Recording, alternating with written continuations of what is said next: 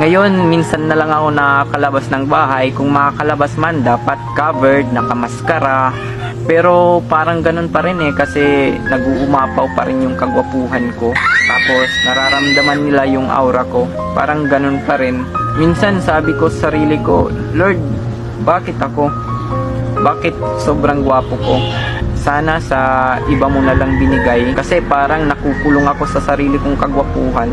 Alam ko, di nila maintindihan yung pinagdadaanan ko. Sobrang nakaka-stress.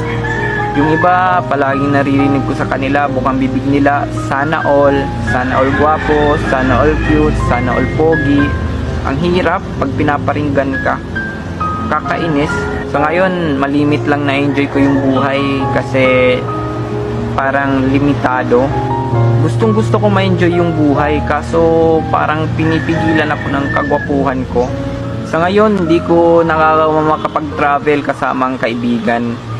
Actually, kung pag-usapan natin yung kaibigan, limitado lang, kaunti lang kaibigan ko kasi sabi nila baka daw i-take advantage nila yung kagwapuhan ko. Marami ding nagtatanong kung may girlfriend ako. Sa ngayon, wala.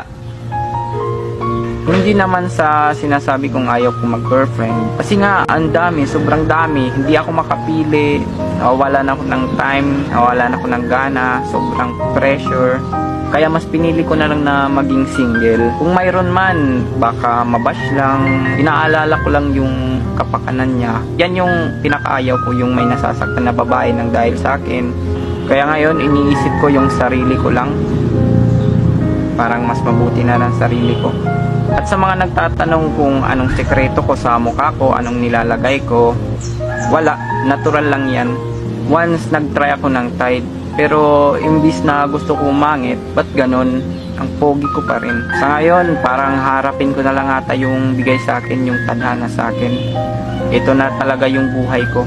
Nga pala, may nag-offer sa akin ng trabaho sa GMA, ABS-CBN, maski nga sa Hollywood. Kaso mas pinili kong manahimik na lang, maging simple yung buhay.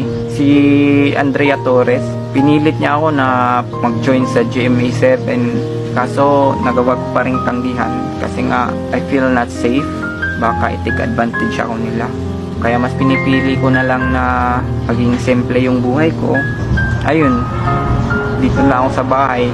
Sa mga naghahangad na maging pogi dyan, katulad ko, please pag-isipan yung mabuti kasi nasa huli ang pagsisisi.